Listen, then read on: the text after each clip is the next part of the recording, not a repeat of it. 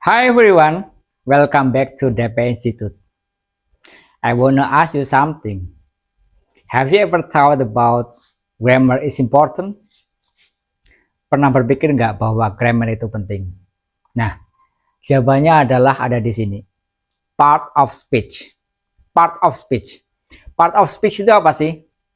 Kalau dalam bahasa Indonesia kita biasa mengenal SPOK atau subjek, predikat, objek, dan keterangan gitu ya. Itu struktur kalimat dalam bahasa Indonesia. Kalau dalam bahasa Inggris namanya part of speech. Tapi di dalam part of speech ini itu lebih kompleks, lebih spesifik gitu ya. There are 8 categories of part of speech. The first one is about noun atau kata benda, terus pronoun kata ganti, verb kata kerja, adjective kata sifat, adverb kata keterangan, preposition kata depan, conjunction itu kata hubung atau kata sambungan, and the last one is about interjection atau kata seruan gitu ya. So in this video we are going to talk about noun first. Jadi sebelum kita membahas yang lain, kita membahas noun dulu gitu ya. Noun itu apa sih gitu ya? According to Murphy 2019 itu ada 4. Jadi sebelum aku menjelaskan gitu ya, saya sudah literatur review tentang noun itu sendiri atau part of speech. According to Murphy, jadi menurut Murphy noun itu ada 4 gitu ya.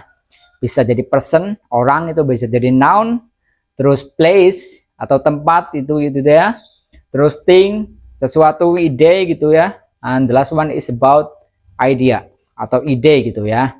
Those are a definition about noun according to Murphy 2019 gitu ya. So the next one we are going to talk about the types of noun. So there are 1 2 3 4 5 6 7 8 the types of noun. The first one is about concrete. Apa sih concrete itu? Nah, concrete itu kita bisa melihat, kita bisa merasakan gitu ya, kita bisa meraba itu concrete. Nah, for example table. Kalau meja gitu ya, kita kan bisa melihat, kita bisa pegang gitu ya, kita bisa meraba. So for the other example is chair atau kursi gitu ya. Kursi kan sama kayak meja. Kita bisa pegang, kita bisa lihat, kita bisa raba. Intinya yang bisa kita bisa lihat, bisa raba atau bisa pegang itu concrete namanya. So the next one, the types of noun is about abstract. Nah, abstrak ini lawannya konkret. Kalau konkret kita bisa lihat, bisa raba, bisa pegang gitu ya. Tapi kalau abstrak itu kita hanya bisa merasakan. Kita nggak bisa lihat, kita nggak bisa pegang gitu ya. For example, is about happiness atau kebahagiaan. Kebahagiaan kita hanya bisa merasakan gitu ya. So the other example is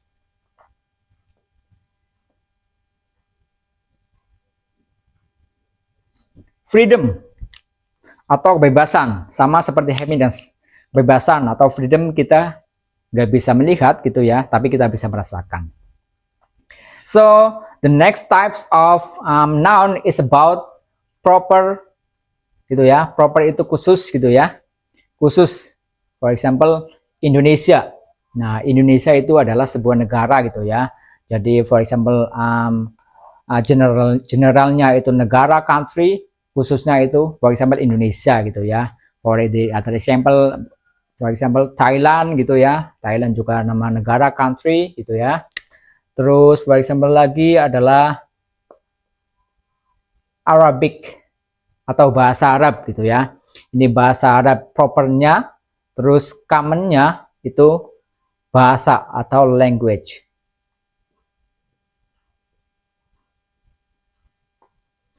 Itu ya.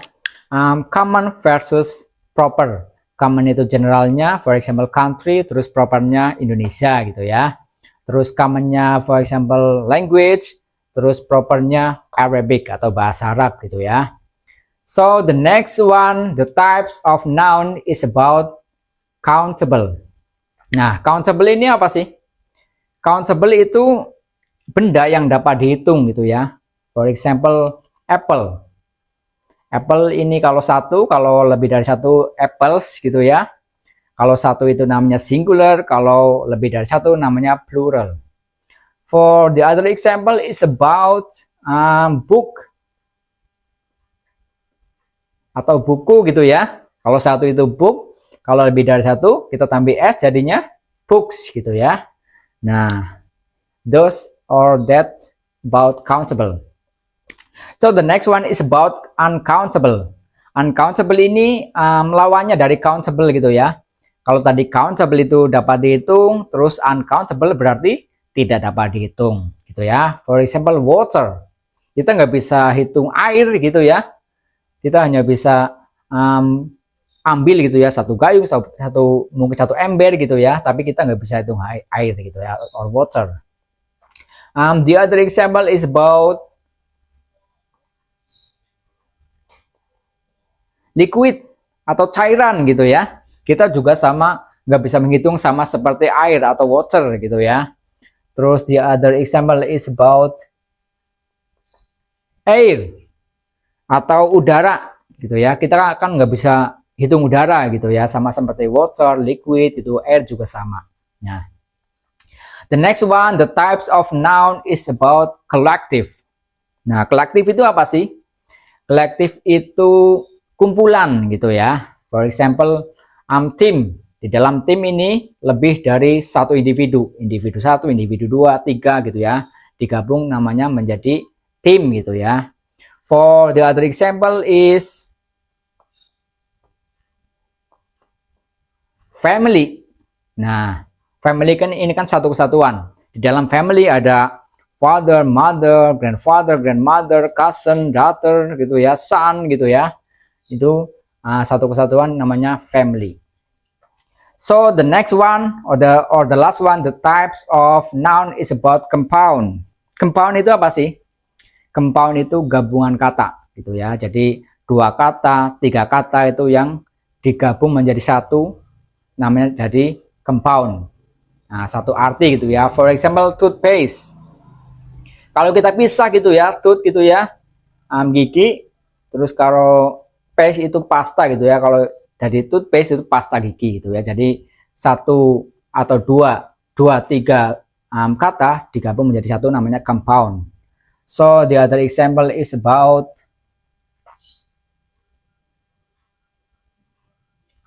swimming pool.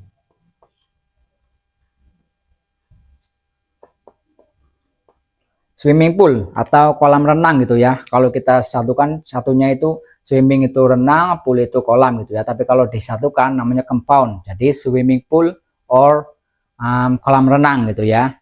So those are the types of noun. So we go to the next one is about function. The function of noun, fungsi dari sebuah noun.